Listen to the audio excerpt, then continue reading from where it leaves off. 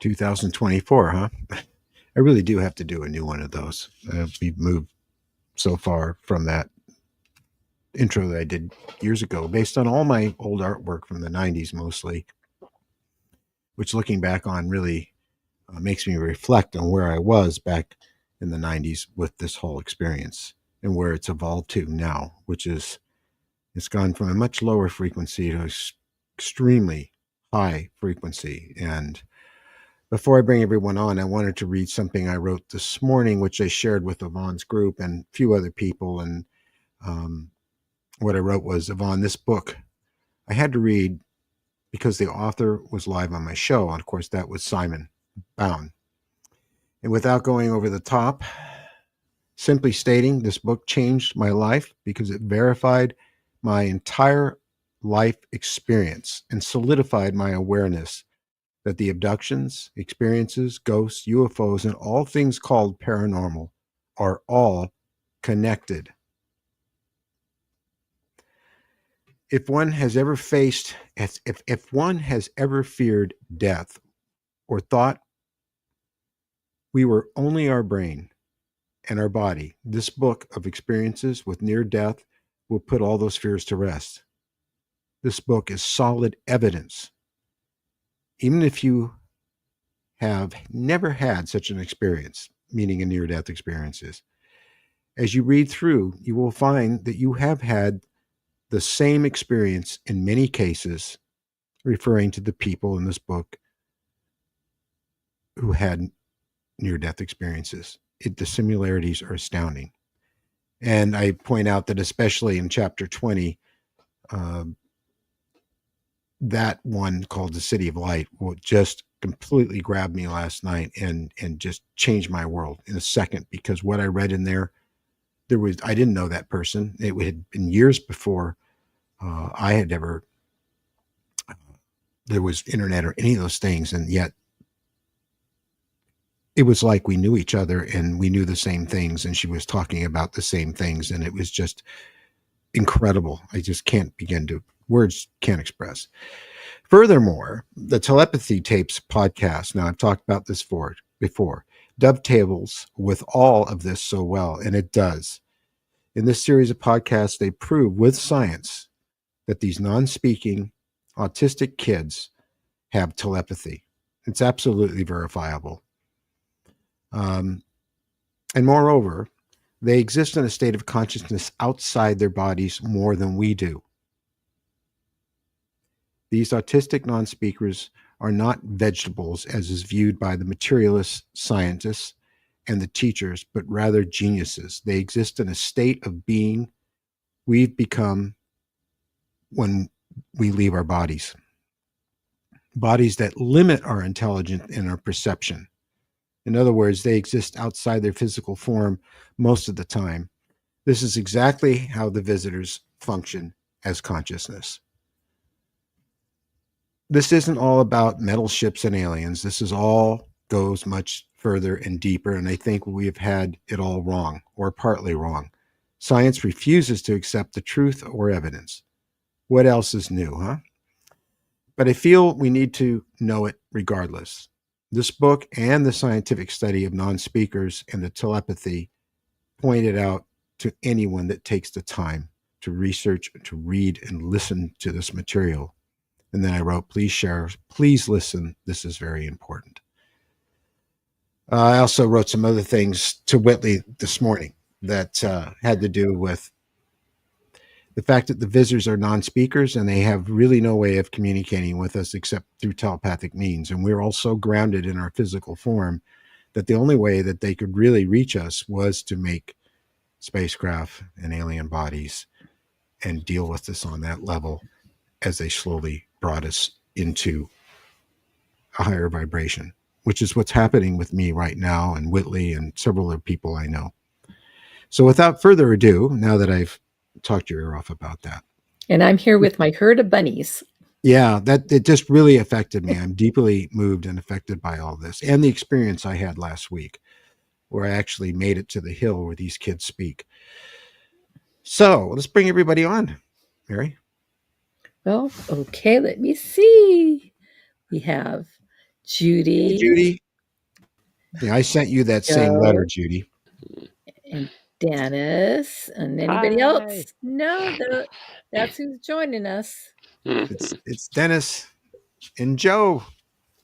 We miss you, Joe. I'm glad to have you back here. So we had a much smaller turnout this time, although some people may come in still. Wait a minute. Yep, that's it. Yeah, some people said they were going to be on that aren't here, but that's okay. We're here.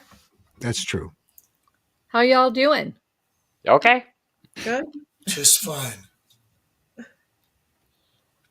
So, have any of you had a chance to take a look at the telepathy tapes? Oh yeah. Well, yeah, Dennis. I mean, come on. I know you. We would hope. The thing I have about not. them is that they completely will change, in a lot of ways, a lot of people's view of how they see their own experience, because they'll see it in these kids. So Yeah, I've dealt with this a lot. I've got the 2-pack of autistic kids, and yeah, there's a lot of feedback that you get that's not verbal. well, it's so unnecessary and so limiting. Speech is just so many times in my life I just can't express myself. Since the time as a little kid, I could not do it because there weren't words for it. Yeah. And and our brains are limiting. This is the book, Joe. It's on Amazon, and it just oh my God. You have talked about things in your experience that people talk about in their experience in near death, and a whole lot more. So, in fact, Whitley's going to do a podcast with the writer, the author Simon, and he wants me to be on too, since Simon and I are friends, and I had so much to say about the book. And of course, Whitley's really on board with this whole notion that this is not all about metal ships and bug-eyed aliens. It's much, much more than that. And I think that we all know that from our own experience. The visitors are non-speakers, pretty much. So So what is your take on that, Judy? I have the book, but I just got it, so I haven't really read very much yet. But I've listened to the telepathy tapes, and I'm listening to the talks now, the second release. oh That's what yeah, I'm there's listening to. something Yeah. there. And I am just loving this because it all makes sense to me. And I really want to hear, Steve, how you got there, because I'm trying today. I meditated for almost 2 hours with like a sound bath, someone on the TV, the humming, that Yeah, resonance that you sure. get. I feel like if I meditate long enough with that particular vibration, I can get there. But it hasn't happened yet. But I'm working on it. How did that happen for you? How did you Well, go there? for me, it was a real shocker. Now, We were sitting in the gallery. yeah, well, the thing about it is that with psychic cards, ESP cards, Mhm. if someone looks at one and I immediately, the first thing that instant that pips in my mind, it'll be correct. And that's how this worked. We just finished the telepathy tape. It was 5 minutes before the show. That was the last one. And I thought, in my mind, how can I get there? And suddenly I was. It was that fast. And then they said, how did you get here? And I was just sort of speechless. And I thought, I'm with you. And the emotions were so strong and the whole experience was so overpowering that I literally broke it off because I had the show to do too. But I wasn't prepared for what hit me. I wasn't prepared for that to really happen. Now, one of the things that I've learned by reading this book is that I'm starting to realize now that I may have had a near-death experience when I was very young, because I had this problem where I stepped on a bee and it turned out I was allergic, and I went into a coma, and I was only like 5 or 6 years old. So I've come close to death several times, but I also my girlfriend Judy, I talked about her. You remember the show I did? She pulled me out in my dreams into a near death experience with her, except that she was dead and she was going to move on. And what's so amazing is that I was really there, and that was real. And reading the book, I realized it even more because there's all the same stuff Yeah. was in there. So I have a feeling Right. that a combination of all these things has done something to me that has enabled me um, to travel like that. I see And I'm a that. little hesitant. I I'm see sorry. Rachel stated that she saw today that they can block people from getting to the hill. And that's true. It's a protected place. And so that's why they feel so safe there. And I believe that's in the first telepathy take track when John went to the hill and he's a speaker. So I just when you were there, Steve, how did you know? I mean, did you see anything? Like, did you see anything, or did you hear voices? What was the I experience? saw briefly a hill, and keep in mind that when you're out of body, when we're no longer hindered by this brain and this physical form, which really limits how we use our intelligence and our awareness and our intellectual capacity and to knowledge, that you think of something and it forms. So, I saw a hill and I saw all these kids Mm. briefly, and it was a real shocker because I didn't expect it. And I just heard them say, "How did you get here?" But they they couldn't have spoken in English, I don't think. I mean, there's any more than the visitors do, but we interpret it that way. I mean, I'm really what I'm doing is I'm expressing what I felt from them to you using English, Right, using language. But right. it was It was a sudden amazing. knowing. Yeah. But now I feel this connection, um, and I'm realizing that from the time I was a little kid, the first time I saw Superman, I went, I can do all those things. I can fly like that. And I knew it. And I actually believed it. And I believed that I had superpowers once, but I don't have them anymore. And I found out a lot of us felt that way. I felt that But way. as you read Yeah. Simon's book, and if you listen to telepathy tapes you'll realize what's going on there. When we're out of body, we can fly at any speed to any location, a mere thought of it. Um, it just sounds crazy, but the way they did the scientific work with these kids, they were able to verify these things. Yeah. So was Joe, so was Simon with his book, because these people in the book, uh, when they were clinically dead, or in some cases really dead, and they already had the sheet over them and they were preparing them for the morgue, they were able to, when they miraculously came back to life with a little help from the other side, they were able to go into details so finite about what was being done to them as they were dying and who was in the room, and what the families were saying in the waiting room and everything else, in absolute 100% accuracy, which they were able to verify that there's no way they could have known those things, and they couldn't have been that good of guessers. No one is. Yeah. The other thing about the telepathy tapes that I thought was very interesting is when you have telepathy and you're a non-speaker, it seemed, and especially with my being an artist, I could see this, is when you think of Christmas, you don't think of the word Christmas. What goes across is the tree and the lights and the packages and all of that. What would visually be there, not the words. So I kind of got that when I was listening to the telepathy tapes, that it's thinking in concepts rather than words. Yeah. And Dennis, what did you think about that? I think the images are particularly important.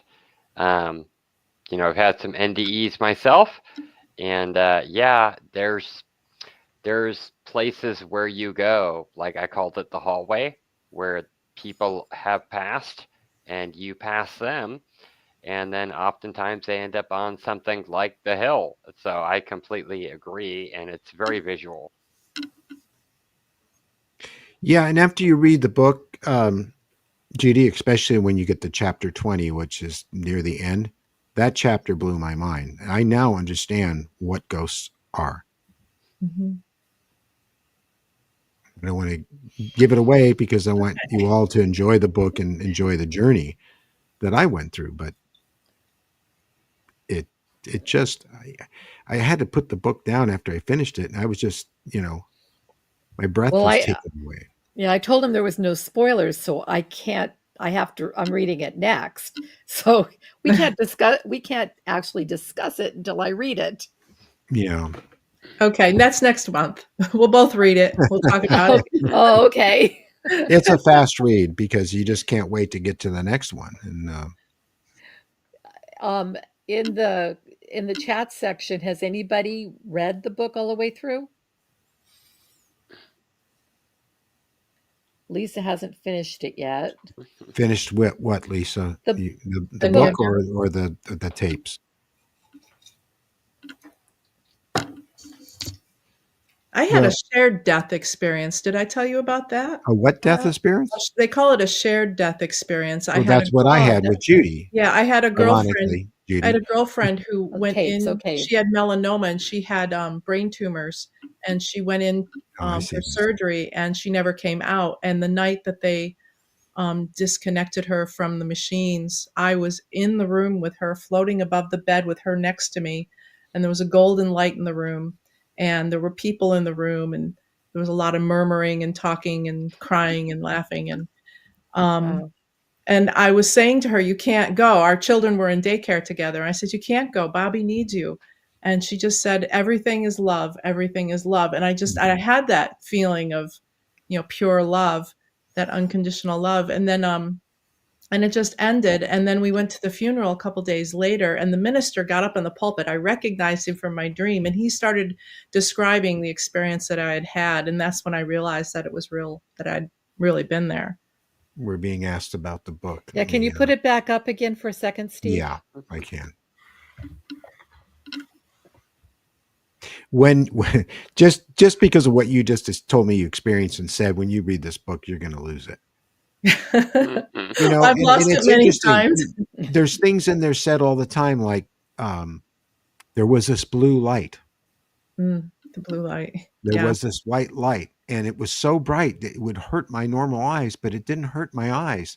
How many times you've heard people who have these experiences in the physical, or I think they're the physical, they may not have been, but and the ship puts a light on you and it's really bright and it doesn't hurt your eyes at It all. does, yeah, It's just, yeah. And there's so many similarities because similarities. let's face it, that the visitors, they are not entirely physical all the time. They are in physical bodies, but they're totally aware of what those autistic kids are aware of, and they're non-speakers as well. They're very similar.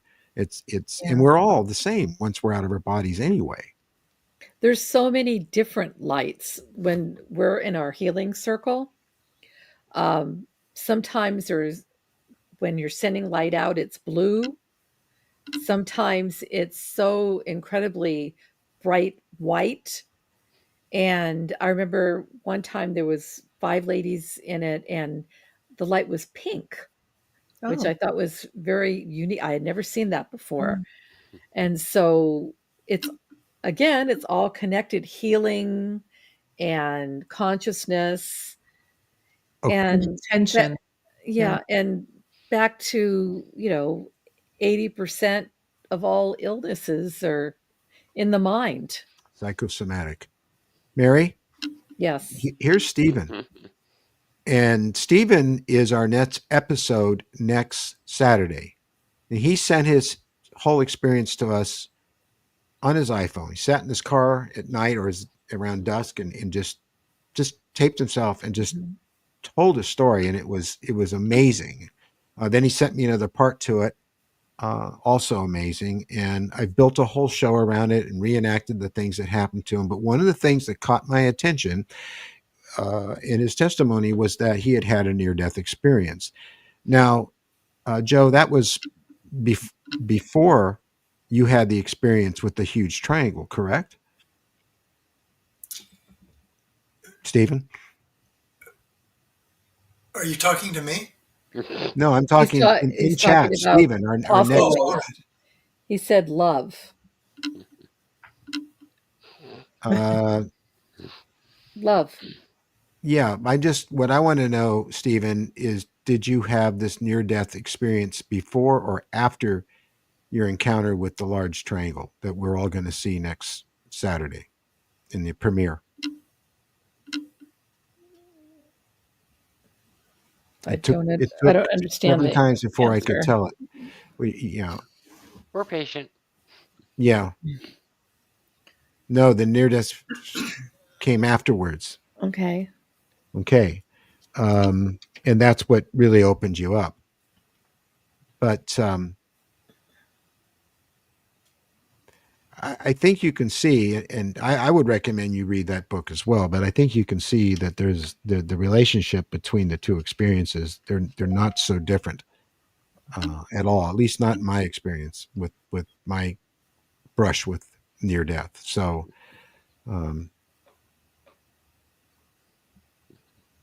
And Joe, have you had something like this aside from your experience?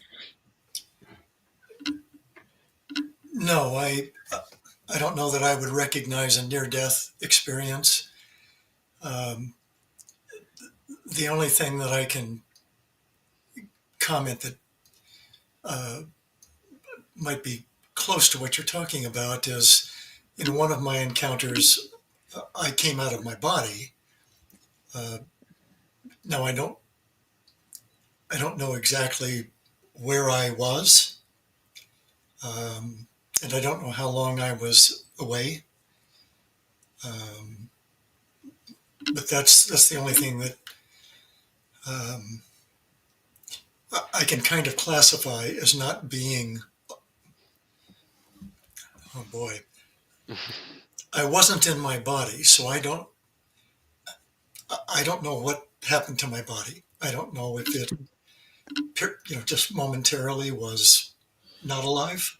How I did don't it know how feel? that works. Um, What can you recall about the feelings you had once you were separated from your physical form? I described there were two specific standout features of that state of being. The first was comfort. Yep. Uh,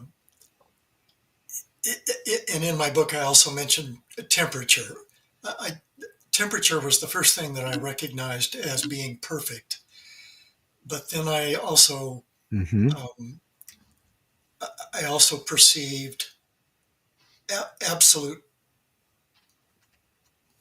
perfect comfort. It seemed like there was a balance of everything. Nothing was out of balance. It was a sensation. It was a perception that I don't think could be surpassed. It was absolute perfection. And then the second That's very. realization or perception Mm, was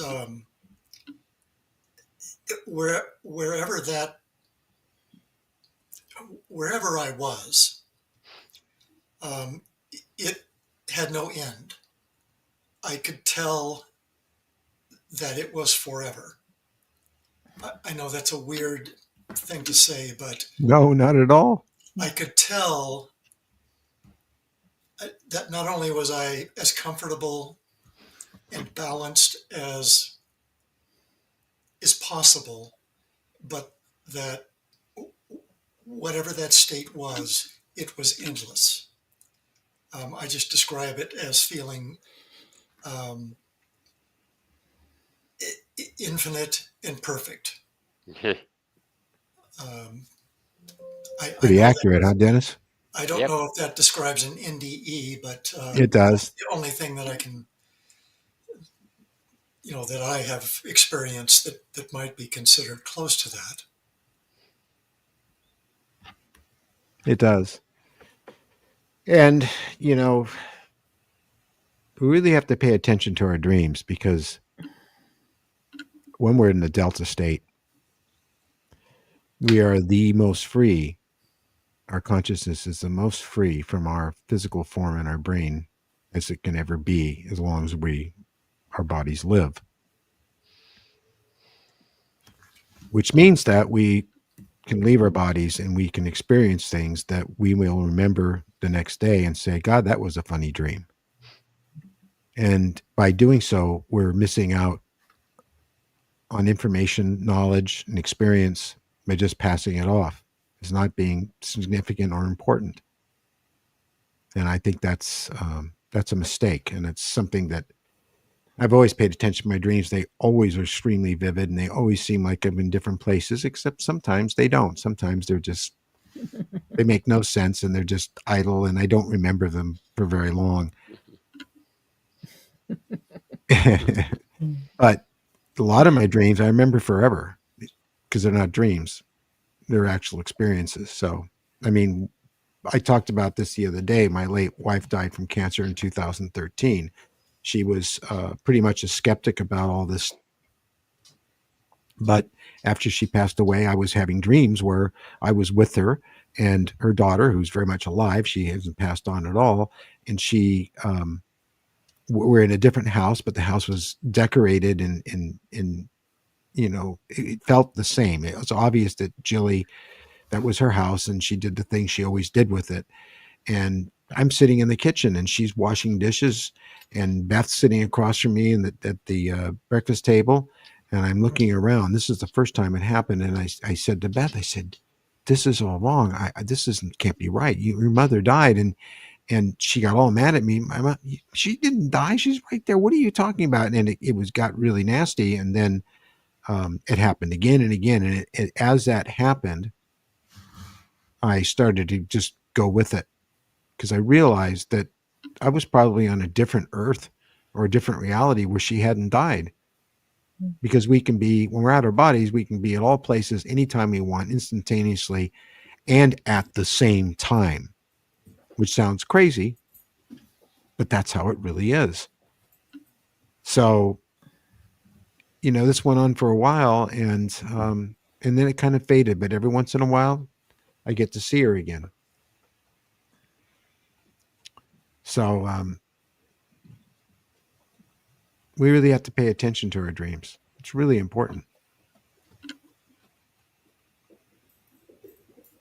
It was interesting in the telepathy tapes. I'm sorry, I've got my mouth guard in, Okay. so I'm talking funny. There was, I don't remember if it was Houston or JP, but one of the young men was talking about going on missions in his dreams. Well, he didn't call it dreams. He said that he would go on missions in other places, and that made me think of the dreams that I have, where I'm in a large room at a table with many people, and it's like a staging meeting, and we're going to go out and we're going to do something. We're going to help somebody. We're going to do something. And I think it might have been in the second or third of the talk tapes after the telepathy tapes, where he says this. And so I wonder, do any of you have dreams where you feel like you're with a group of people that are familiar and you all have a mission and you're doing something? Oh yeah. That's very common. It feels that way. That's an interesting question. That this comes up in the book. Oh, good. In Simon's book, and where they will try to do that. I don't know that they can. Maybe they can. She was talking about her experience in being in this bar, and there were people that were not alive there, and they wanted to just be able to taste the sensation of drinking the alcohol. And this one was waiting for this guy to pass out, so he could do that. Wow. Oh, so they could Yeah. experience it. Yeah. Yeah. Let's see. We had Steven, Wendy. Oh yeah. To the panel. Have you had Oh. thank you, George. Thank you so much. I gotta read Steve's again. Where is it? Where did it go? Stevens. To the panel, have you had more dream experiences when you open up to the acceptance of your experiences? Oh yeah. Well, yeah, but the funny thing is, Dennis, is that when I was a little kid, I knew something was going on. I Yeah. knew, and I knew I was different, and I didn't relate to other people around me or kids in school or anything else. I definitely, and that's in his book too, right at the end, Yeah. City of The Light. hints were there. It just was all over the place, and so I always paid attention to my dreams, even when I was a little kid. But as of late, yeah, even more so. Um, in fact, I almost get kind of excited to go to sleep because knowing what's really going on a lot of the time, I'm looking for it and I'm paying Yeah. attention and I'm trying to because I have conversations with people and they're Yeah. real conversations. But some of the people that I'm conversing with, I don't think they understand what's going on. They're lost in their dreams. They think it's just a dream. They don't realize it's real. But it's like, how can you talk to me? Or how come you can fly and I can't? Because they don't know that they can. It's really something. Hello, Dr. Gale. You're always going on missions. I'm writing a book about them. I know you are. You just asked me about doing a book cover, which I'd be happy to do. I've been getting a lot of requests for book covers. Aw. Thank you, Al. Thank you very much. I have. And in fact, I enjoyed so much painting that classic book cover for this book that's coming out very soon about this historic case that happened in the 70s that I've decided that I'm going to do a series of paintings like I did back in the 80s, but or 90s on famous cases, classic ones, and bring them back to life in painting form. So it's good basket weaving and if people want prints, they can get them. If they want to buy the original painting, they can get that too. I just like doing it. So that's going to be a new thing. Judy, to answer your question, I don't remember my dreams.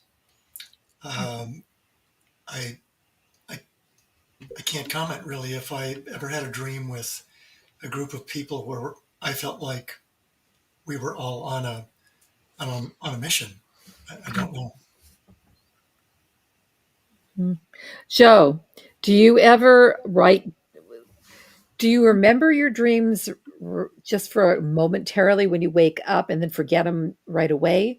Or do you not remember them from the get go? Every now and then I will have a dream that's unique enough that when I awaken, I remember it for, in fact, just the other day I had a dream. I don't remember what it was now, but when I awakened, I, in my head, was saying, keep thinking about this. This is interesting. Oh. Keep thinking about this. Don't forget this. Um, and I forgot it. But Maybe you should keep a journal by your bed. I probably should. Yeah. Yes. Yeah. But there's a lot of communication going on in the dreams, Joe, and it's important. It could be important, but I think it really is just important. I will do that. I will keep a book um, and a pen next to my bed. That would be interesting because I do remember some momentarily as soon as I wake up. Yeah, I get that. Because that's what happens to me. I'll remember and I'll even talk to Steve about it, but then a few hours later it escapes me. It's gone. Yeah. Yeah. I tend to remember them. I had one a few nights ago um, where I was on board something that wasn't that different from um, from a Federation starship, not Star Wars, Star Trek, but it wasn't, and I knew it wasn't. And there were people that were human, and they were in uniforms. And I remember at one point, I thought that the hole in the bridge had opened up and it was exposed to space, and I could feel air pressure moving across me, and it was open to space, but somehow we were protected and could breathe very clearly. And then I remember we docked with some sort of big space station, and I still remember it. It was amazing. I woke up happy. It was so much fun. I mean, I was on board a starship, and but so what was really going on there, and how come I can remember Oh, it so clearly? So There's a question Steve, for you just Dennis. mentioned being able to breathe. Uh, that reminds me that um, in my second encounter, where I had a creature literally right in front of me in my room, it was not wearing a helmet. It was not wearing anything over its head. And I have always thought that that is so curious, um, that they don't seem to need any kind of life support. And we assume they're not from here. Um, so I can't understand how they adapt instantly when they appear, at least in my case. That was very curious to me. well, there's so much we don't know. Okay, there's a question there for Dennis from Rachel. Oh, my dreams? Well, it's everything. I've kind of come to terms with the experience. So when I have dreams, they're usually just sort of fantastic things that everyone else has. But I also do get messages. Um, I see fleets of flying saucers. Does it mean anything? No, I don't have any emotional attachment to that. What I do get, though, is the idea of curiosity and interest will drive this forward. In other words, we're inviting you to engage with the phenomenon as opposed to we are pushing it on you. And it's a very positive thing overall. One of the things that's in Simon Bound's book about the near death experiences came up many times is the term download. Mm-hmm. So Someone was I saying, found that there's so many terms and things in there that these people that had near death experiences are describing, and also light beings and things that aren't human that look like they were from other planets and so on and so forth. But they're really not thinking UFOs and things in the sky the way we have, because they haven't had that experience. At least maybe they have by now. I don't know, but it's interesting. yeah, George was Oh, yeah, saying, that's yeah, I get them too. That's when I go to the computer, start writing, or I do a drawing, or you know, uh, make another film like I did. I mean, basically, the Keep just came out of nowhere. It just I sat down without a script, and I went from scene to scene to scene to scene to scene, and just made them in my computer animation programming software, and did the whole film that way. There was never anything written down. It was all there in my head. So, and I think it worked. it did. So. Yeah.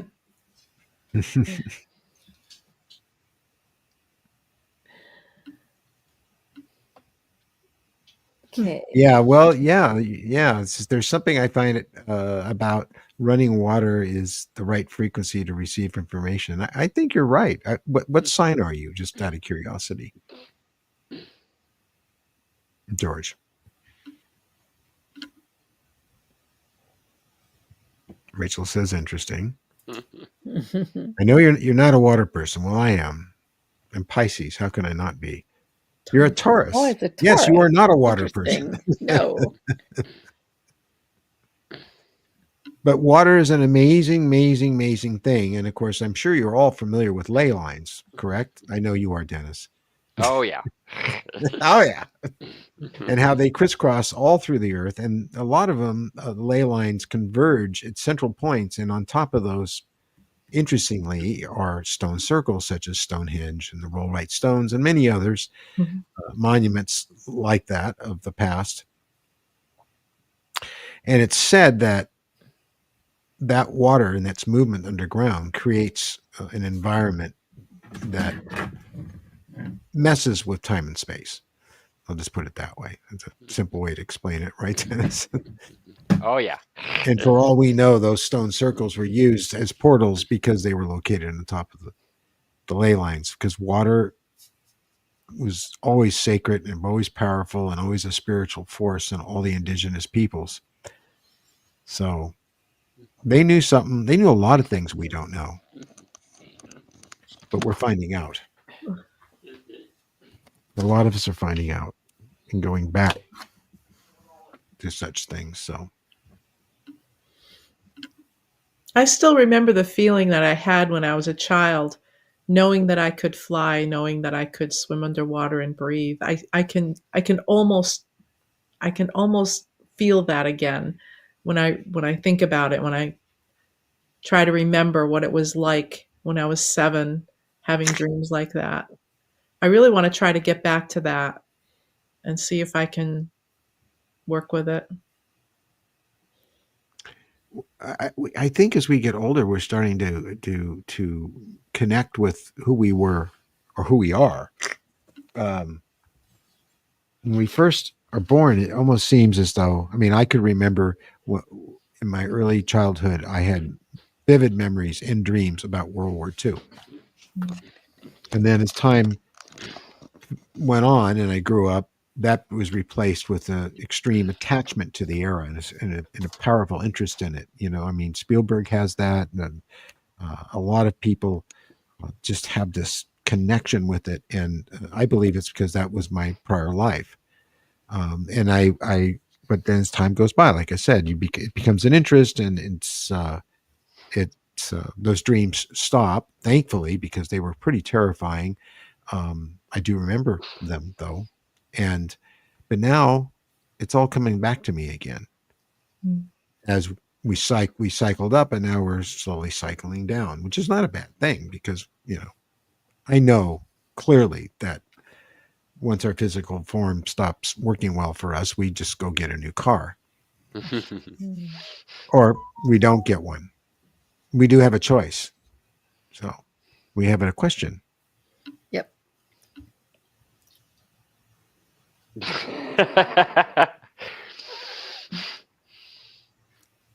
I definitely have felt like I have received answers in dreams, and I wake up knowing what I need to do, or knowing information that I wanted to know.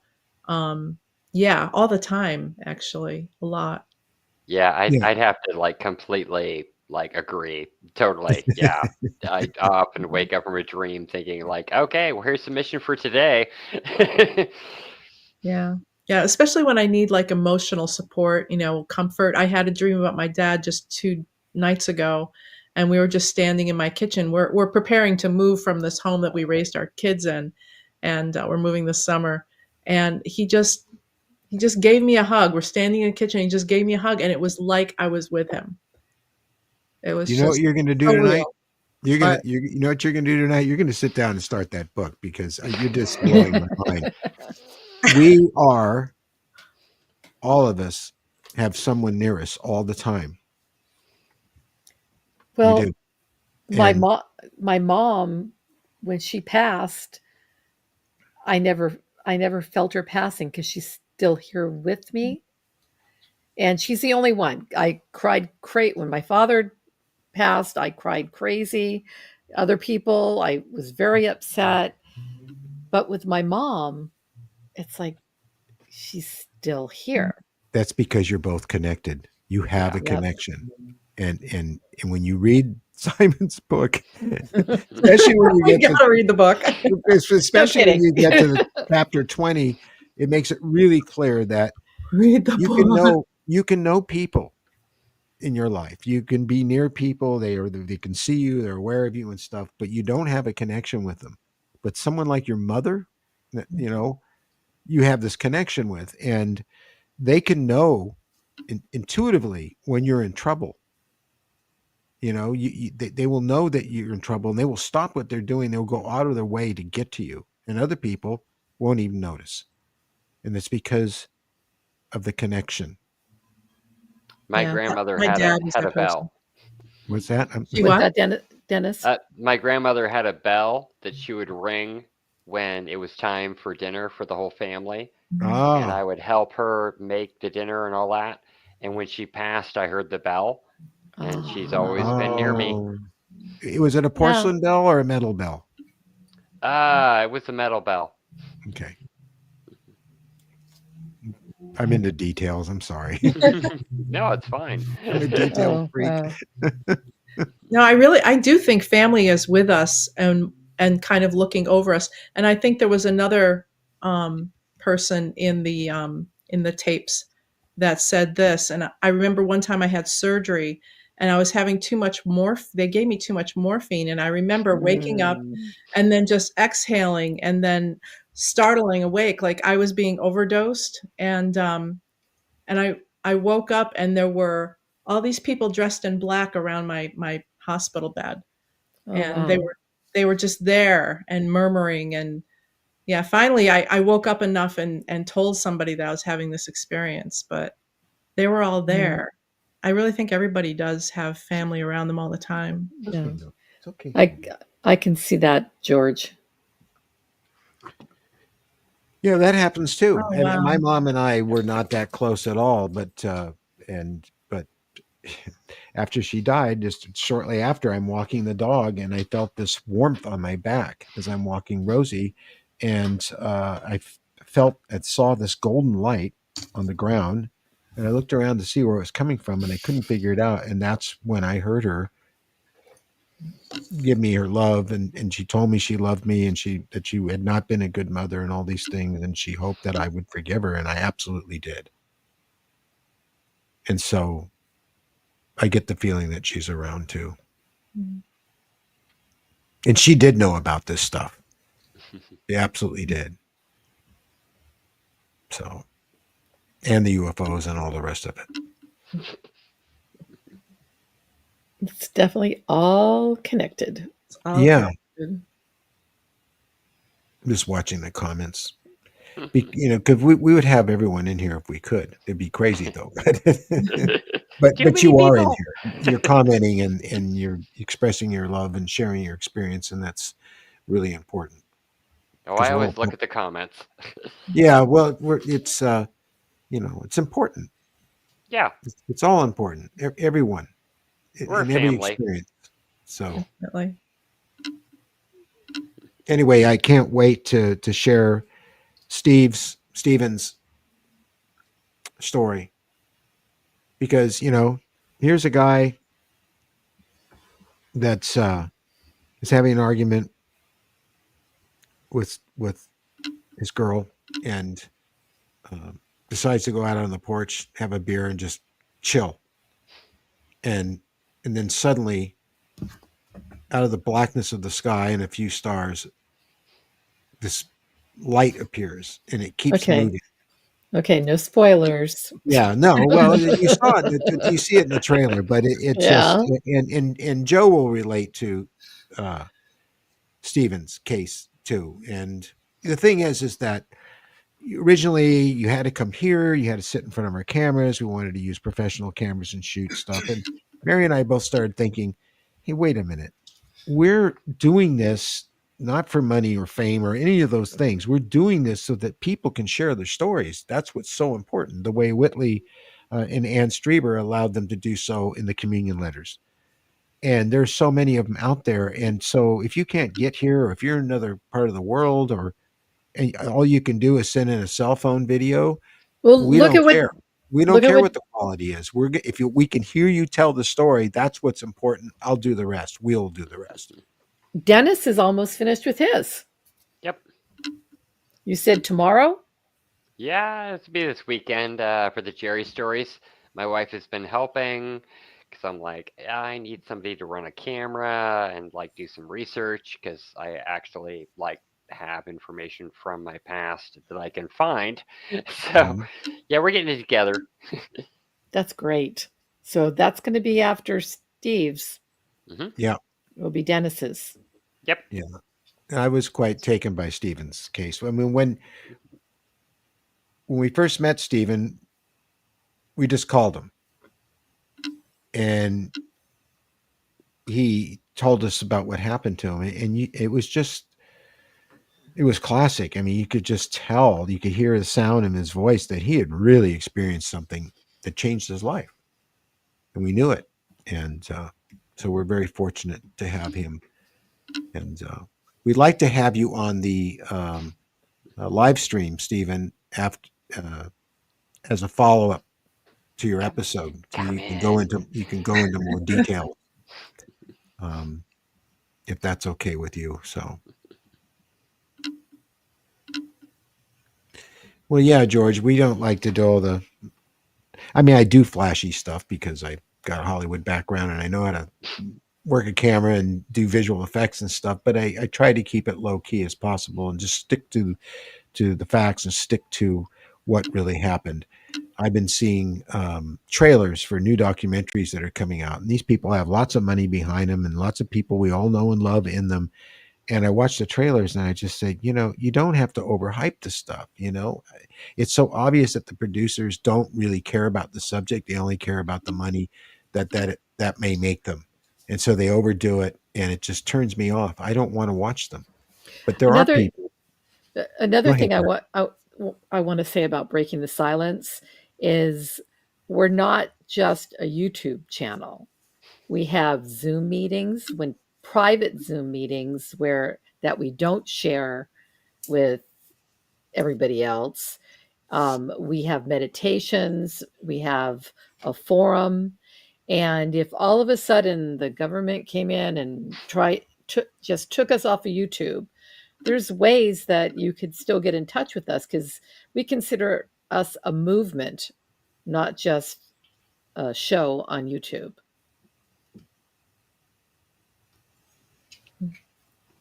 I have a thing to say. Mhm. Steve and Mary have been very supportive of my experiences, and I've actually had to call them, and they were absolutely the world's best people I've ever met. Aw, Oh, thank you, Dennis. thank you, Dennis. We're so fortunate to know you. We really are.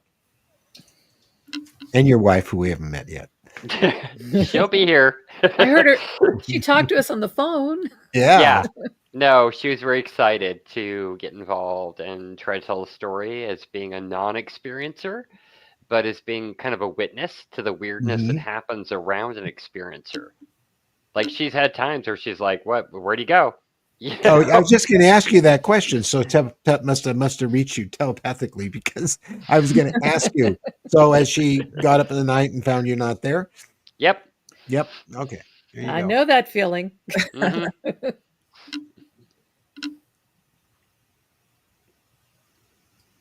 Okay, If what is this? if Okay, this everybody is is, Jamie. Hi, Jamie. Yeah, if well, we'll see. could I take a couple of minutes? Yeah, Yes. absolutely. Sure, Okay. That's Joe. why First, you're Go. here, Joe. all right. First of all, I wanted to tell Judy. I know it's been a couple of months, but when we were last here together, you asked if I had seen your Breaking the Silence video. I had not. So I immediately, because I told you I would, the very next day I watched it. What struck me was there were several similarities between what happened to you and what happened to me. But the one that really just jumped out at me was the waterfall. Um, you and your husband were driving back to your hotel, and some things happened apparently, and you didn't get back for hours. But at some point in that trip, you had a memory of climbing a waterfall, and there was a man there that recognized you. although you did not know him. Right. Now, I don't know if you were actually really climbing a waterfall or if that was just something that was part of this unique memory that you had. But I just thought that was so curious because in one of my encounters, there was a waterfall involved. Um, anyway, I watched your video. It was wonderful. You're a fantastic storyteller. And I could put myself right in your story and be there with you. It was so well described. Really an amazing story. Thank you. That's nice to hear. What I wasn't going to share this, but since we have a minute or two, I will. Uh, I believe this happened on November 9th. I don't have the paper in front of me. I've inquired with a couple of folks in the community to see if they recognized this kind of event, and so far no one has. About 8 o'clock in the evening, I believe it was on November 9th, I was sitting on the couch in my den. I was in a t-shirt and some flannel pajama pants. I was barefoot. Um, I was up against the left arm, the upholstered arm of the couch. So my left side was against this upholstered arm. The TV, it's a small room. The TV is only about, I don't know, about 7 feet from where I'm sitting, straight away. It's a large flat screen TV. And I don't know what I was watching, but a commercial came on. And as it did, I was tired. I was getting ready to go to bed. And once the commercial came on, I just kind of leaned my head forward and let it droop. And I closed my eyes. I was still hearing the commercial, but I was trying to tune it out, I guess, with my eyes closed. At some point, I recognized that the commercial was over and the show that I had been watching was starting was starting again. And I started to lift my head and I opened my eyes. I was in a very, very dense cloud of smoke. Ooh. It was so dense that I almost could not see the television, which has a very large, bright screen and is only 7 feet away. Very dense cloud of smoke. To my right, on the couch cushion, I had set my cell phone. And to the right of that, I had set the TV remote on the cushion. And as I recognized that I was in this very thick cloud of smoke, I recoiled back, and with my right hand had been sitting flat on the cushion next to my right thigh. And as I recoiled back, I brought my right arm up and I swept to the right with it. I think that was just an automatic response. I don't know what that was trying to accomplish. But what I recognized was when I pulled my head back, I was still in this cloud of smoke. Hmm. My initial thought was, I am on fire. And there's a statement you won't hear for the rest of the day. However, I didn't get up and run to try to get out of this smoke. I am now back against the couch. I have swept my hand to the left and I'm thinking I'm on fire, and I look down and I see the two devices to the right. And I immediately grabbed my cell phone, which was closest, and I flung it to the far end of the couch, thinking maybe its battery was on fire and that's where the smoke was originating. That accomplished nothing. And I looked down again. I was going to grab the TV remote. And when I looked down, I saw the origin of the smoke.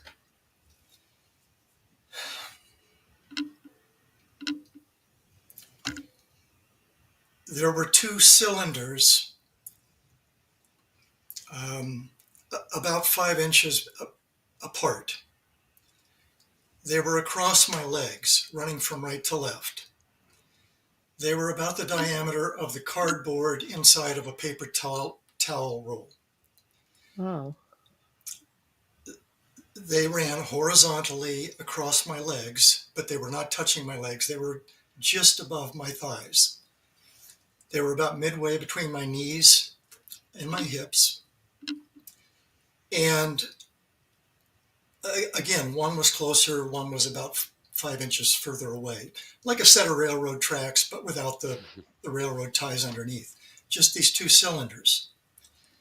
To the right, just as they went past the right side of my right thigh, there was a sharp angling down, about 30 degrees. They angled down as if they were going to go into the cushion, but they didn't. The end of it was just above the couch cushion. To the left, where this upholstered arm was, they stopped just shy of that cushion also. So they were suspended over my legs.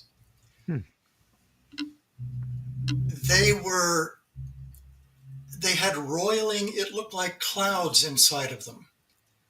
Both of these tubes were filled with what looked like storm clouds, just roiling. Whoa. There was no noise. There was no scent of smoke. And when I saw these things, I just froze and was staring at this structure. The smoke was coming up off of each one of these cylinders.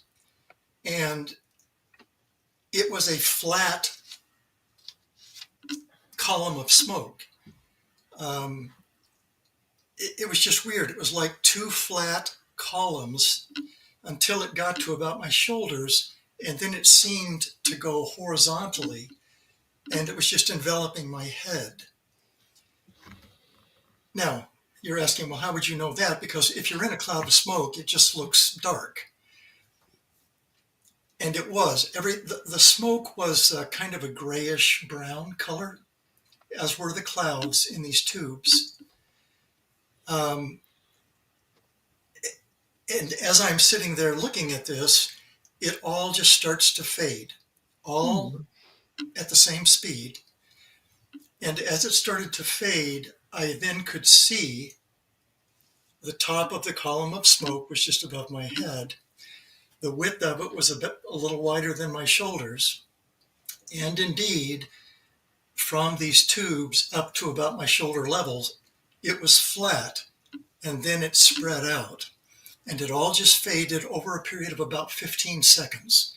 It was quite slow, and it just faded away. And I am now sitting in the room watching the TV again. I didn't check myself for burns. I didn't look for any burn debris. I was thinking about this, but I didn't react as I should have, I don't think. Joe, did you have missing time there too? I don't know. I don't think so, because the TV show that I had been watching was still on. And I sat there thinking about what had just happened, but I just continued watching this TV show, which is odd. It ended quite soon, just a few minutes after this occurrence, and I got up, secured the house, and went up to bed.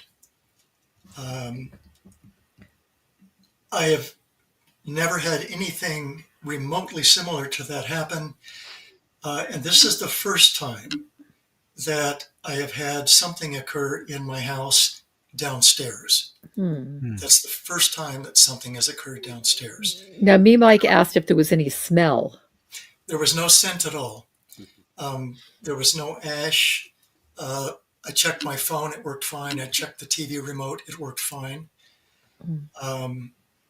The only thing that I can say about it was, or the only interaction that could possibly have been happening, was I was breathing this in. And I didn't have any difficulty breathing but as I said, the smoke was incredibly dense, where I almost could not Mhm. see out of it. Almost Hmm. like a black fog, Have like a you ever heard of fog made anything of like black that? particles. Oh yes. You have. Oh yes, I've experienced that. It's kind of a like a screen, like don't see this, and sometimes nothing occurs. It's simply just you're getting kind of this almost like ghost effect that precedes an encounter, but sometimes there's no encounter, and you just yeah, and you try to smell it, and you're like, but there's nothing going on because if something was burning, you would smell the thing that's burning, and there's nothing, and you're totally confused. And I feel for you. I've felt that one. Yeah.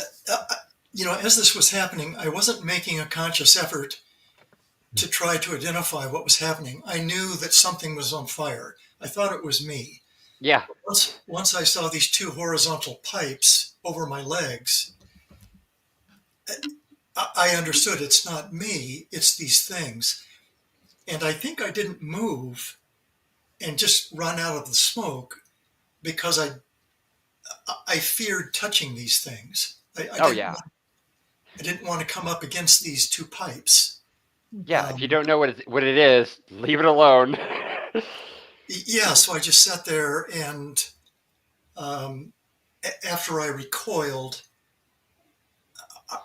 I don't know, it seemed to sense that I was aware and awake and fearful, and it just all faded over a Yep. Hmm. period of about 15 It seconds. sounds like they're still around, Joe. They're It definitely was still a very around. odd thing. I, I just can't describe A- how. And this was in November. Yes, That's right up Okay. there with the pineapples. about 8 o'clock at night. The show was just finishing up that I was watching, um, and as I said, the room was normal, and I drooped my head forward and closed my eyes. And during that, probably 3 minutes that these several commercials took to air, um, I had my eyes closed. I never opened them, and I never moved. It was only after I heard the TV show come back on that I started to raise my head and I opened my eyes. So in that 3 minutes, this thing formed over me. Um, and I just need you to know that when I opened my eyes, it scared me to death because I literally thought I was on fire. Oh, yeah. Yeah, it's It was a terrifying. very odd thing. Anyway, I just thought maybe you'd heard Well, something no, I like that appreciate you before. sharing that with No, us. that's That's why you're that's here, is to share these that's things. I yours. sure. Yeah. I can't So help but think Yeah, about. Dennis has had something similar, I guess. Yeah, I call it the black fog. It's just something that you experience. It seems like sometimes there's a veil that is put in front of us to let us handle the experience, and then they can kind of come through that fog. And sometimes you get the fog and nothing happens. And sometimes the fog is very, very scary. It seems like fire or you're burning. As I've experienced myself, it seems like the fire is coming from you or the fog is coming from within you. And so I completely feel for you, Joe, and I totally understand like just Oh, the absolute confusion.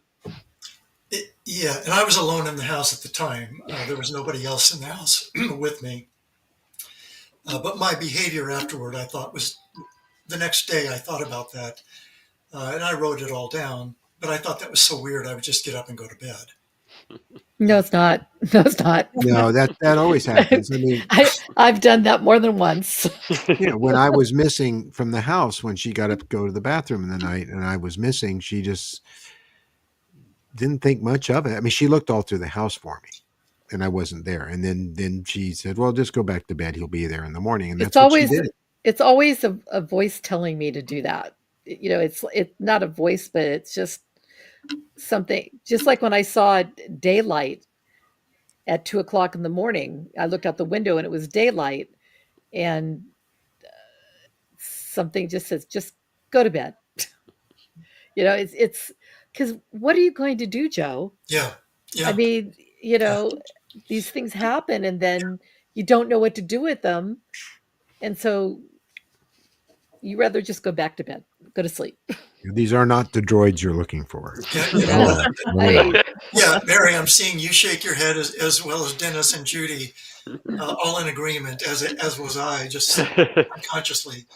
But you're correct. After these things occur, you don't know what to do with it. yeah, there is no choice other than just to go about your life. Yeah, Um, exactly it. it just seems so odd, though, that something like that happens, and you just, it's just like, okay, and you just move about. It's just so strange. That's our life. Yeah, Yeah. You know, that's Yeah. that's a good thing to say goodnight on. and I all hope you have a really pleasant night's sleep. Yeah. But you never know what to expect, do you? No, You just indeed no. not. Well, at least it's not your average everyday dull life. No, That's no, with interesting. us all. Yeah, yeah. Yeah. I wouldn't trade it. What does Steve say? Oh, they're He's talking about sleepwalking. yeah, To my knowledge, I never did sleepwalking. yeah. But anyway, time to go home, feed the doggy, and Feed us. and sit in front of the television set till about 8:30 ish when we start to nod out. We have a Just yeah, hoping we I have a don't wake up reading the time cubes. now. Yeah. or you can send Whitley a video with your TV in the background. He'll tell you if it's got a fireplace on it, your television is on fire. I'll never forget that. He's such a funny guy. Strange stuff. Yeah. Well, I love you all, and thank Okay, you so love much for y'all. being here. This has been truly a Thank great you, everyone. conversation, and we're sharing it with everybody, which makes it even more important. So Right. thank you all. Yes, Okay. very good visit. All right. Nice to see you all. Night. Night. In Good the night. stream. Good night, you guys.